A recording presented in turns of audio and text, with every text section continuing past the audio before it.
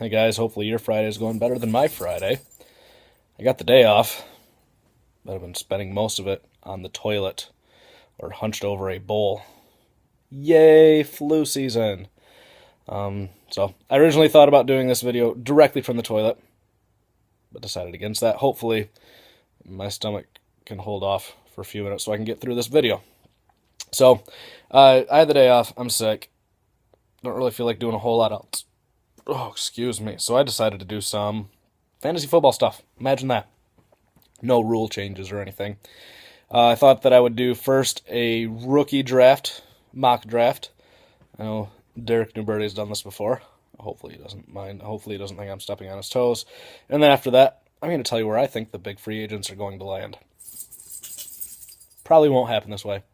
These are just my thoughts for the current day, March 28, 2014. So let's get through the draft first, then we'll do the free agents. With the number 1 overall pick, Jason Ferguson, even though he needs more running back than wide receiver help, he's still going to take Sammy Watkins, wide receiver, Clemson. So Andy at number 2 is a little upset with that pick because he would have loved to have added Watkins. He looks at his team. Currently he has D'Angelo as his running back 2. And he wants to fix that a little bit. Now, for the running backs, it's going to be heavily dependent on what team they go to in real life. But I see Dirt's taking a running back here, and right now I have him taking Kadeem Carey, running back, UCLA, or Arizona. Number 3, we look at Jared's team. Now that Ben Tate is in Cleveland, he has 2 startable running backs in Forte and Tate. More on Jared shortly. So he's going to go the BPA route, just take the best player available, which is clearly Mike Evans, wide receiver, Texas A&M. Picks 4 and 5 both go to Mike. He's got a solid team all the way around. The only spot he has depth is quarterback, which we can only play one of. I still think he moves 1 or possibly 2 of those guys. If he finds a deal worthwhile, because he could use some depth elsewhere, and that's why I have him taking 1 running back and 1 wide receiver with these 2 picks, with the 4th pick from the Ohio State University. Mike takes Carlos Hyde. Maybe he doesn't take him just because he went there, but and then with the 5th pick, he takes Kelvin Benjamin, wide receiver, Florida State. Derek Newberry just lit himself on fire. Derek was really hoping that he fell to 7. Andy with the 6th pick. He already drafted a running back. He's not going to do that again. And he's really excited that Allen Robinson fell to him because he was worried that Mike was going to go back-to-back wide receiver, Benjamin and Robinson. So Andy with pick 6 gets Allen Robinson, wide receiver, Penn State. Derek Newberry. So he didn't get his wide receiver from Florida State that he wanted, but he's still got a Seminole. He could use more help at running back because right now his starting running backs are Ridley and Kendall Hunter. So he's definitely going running back here. So maybe he's not all that upset that Benjamin didn't go to him, but he drafts his Seminole, Devontae Freeman, running back, Florida State. Roger continues his transformation from the crap pile that Dustin left him. He's got a lot of cap room. He's got a lot of holes to fill, though, as well. So he is also going to take best player available, and that's Jordan Matthews, wide receiver, Vanderbilt. Now it comes to me. I have pick number 9. Jared has pick number 10, and he really needs a tight end. Jared, this is me telling you, as of right now, I plan on taking Eric Ebron or however you say that, the tight end from North Carolina. If you want him at number 10, you better sweeten the deal for me. And not that I would pass on him if you sweeten the deal, but, we can talk about the swapping of picks here. Jermichael Finley, that's not really going to cut it. So, at number 9, I'm taking Eric Ebron, tight end, North Carolina. Raise up. I have enough tight ends. They're all crappy, though. And I only have Witten for 1 more year. So it's my tight end of the future. So Jared loses out on Eric Ebron. But there's not another tight end that's worthwhile picking here at number 10. So he's swinging for the fences. He's going with Trey Mason, running back out of Auburn, which could be a huge steal.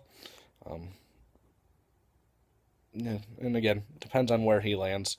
Then with pick number 11, Doug obviously set at running back, major depth at running back. He could use a quarterback. I don't know how he feels about Manziel or Bridgewater or Bortles, and again, this depends on where they end up. But I don't think he takes a quarterback here. I'm thinking he's hoping to get one of those quarterbacks in free agency. So he takes the best wide receiver available, Brandon Cook, wide receiver, Oregon State. And then Mike Samuels with the last pick of the rookie draft. Lots of holes.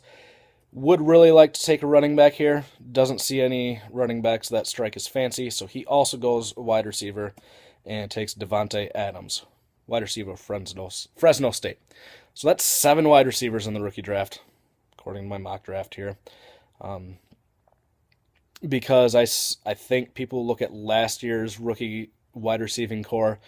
Now, Tavon Austin was the consensus number 1 coming in. Didn't do that great, but between Cordarrelle Patterson, DeAndre Hopkins, Keenan Allen, there was a lot of guys that came into the league right away and produced. There was still some running backs as well, between Bell, Lacey, and Bernard. Last year's rookie draft was probably the strongest that we've seen in either one of my dynasty leagues. So that's my predictions for the rookie draft. Now let's get into some of the free agent pickups.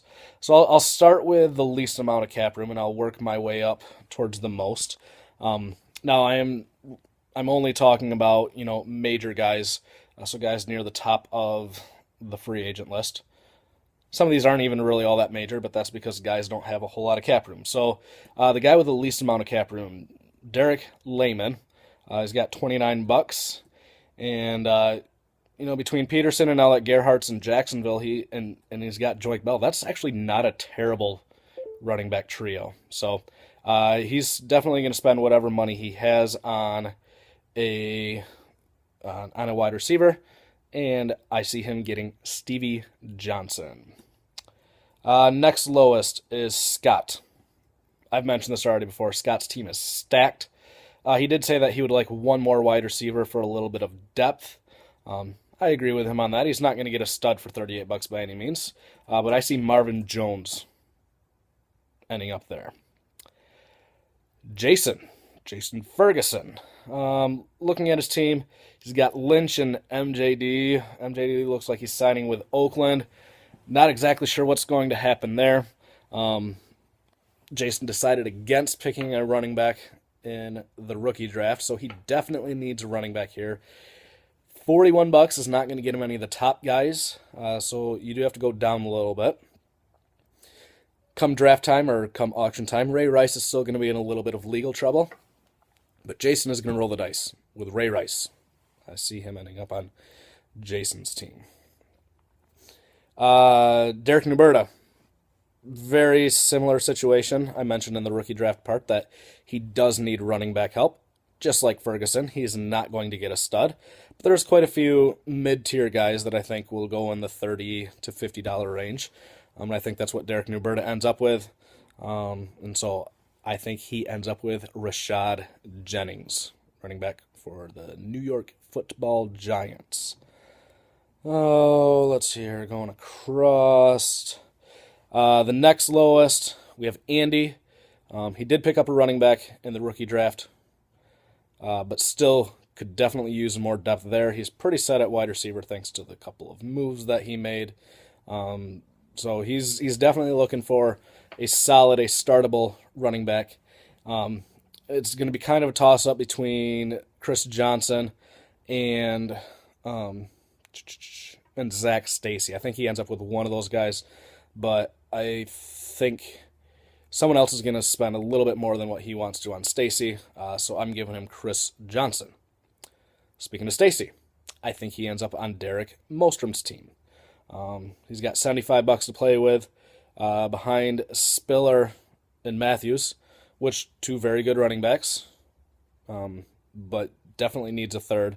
So I think Zach Stacy ends up on Derek Mostrom's team. Up to $89. My division mate, Doug. Solid roster all the way around. Not a ton of cap room. The one thing that he does need, especially if he doesn't, pick a rookie quarterback in the rookie draft, he does need a quarterback. He's going to roll the dice with Robert Griffin III if he cannot trade away some of his running back depth. So I see him getting RG3. Obviously, that's not going to cost him all $90 in cap room that he has. I also see him picking up a wide receiver, and I put Ruben Randall on his team. Talked. So now we're up to the guys that have triple digits. Jared has $129 in cap room. And as much as I would like to have him on my team, I don't think I'm going to bid enough for him. I see LaShawn McCoy ending up on Jared's team.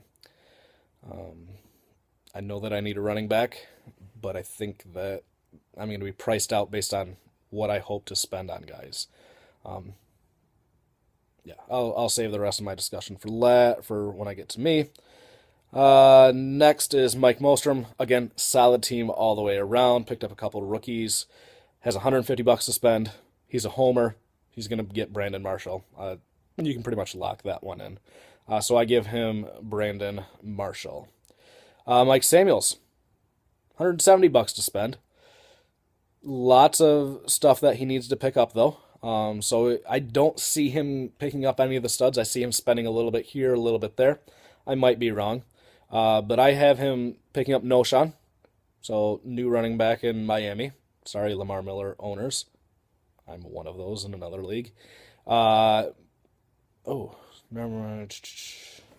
see him picking up a wide receiver similar to Marvin Jones or Stevie Johnson or something like that. So I'm going to give him either Justin Hunter or Harry Douglas. I mean, nothing too sexy, but a serviceable wide receiver. And he's going to pick up another running back, too. He's going to pick up Fred Jackson. Fred still produces, even with CJ there. Buffalo can produce two startable running backs. So, Noshawn, Justin Hunter, and Fred Jackson. I think we're down to two people. We've got Roger, who has traded away some of his good guys, but has opened up a crap load of cap space. And to fill that, I see him actually getting a stud and then a very, very solid running back, especially in PPR formats. I see him ending up with A.J. Green and Reggie Bush. And then he should still have cap room to pick up some sleepers and stuff like that. And then we come to me. I have $255 in the cap room. Oh, this is a little bit of a quandary. If I pick up Eric Ebron, do I need Jimmy Graham that bad? I'm not hugely in love with Jason Witten. With the cap room that I have, I do see myself picking up Jimmy Graham and Megatron. I know Scott mentioned that, I need running back help because DeMarco is made of glass. But reports that I've seen over the past few weeks, Andre Ellington looks to be a solid top 20 guy. So not a stud, but a top 20 guy. With the loss of Darren Sproles, Pierre Thomas becomes a nice PPR play. And then Andre Brown is yet to sign with the team. So if he lands somewhere decent, I don't think I need a running back. I like, especially in PPR formats, I like the upside of Kelvin and Jimmy more than making sure that I have a running back. So those are my thoughts. Let me know if I'm way off on you. I mean, you don't have to give me any of your secrets or anything, but this is just fun to talk about. Hope you enjoyed. Hope I feel better.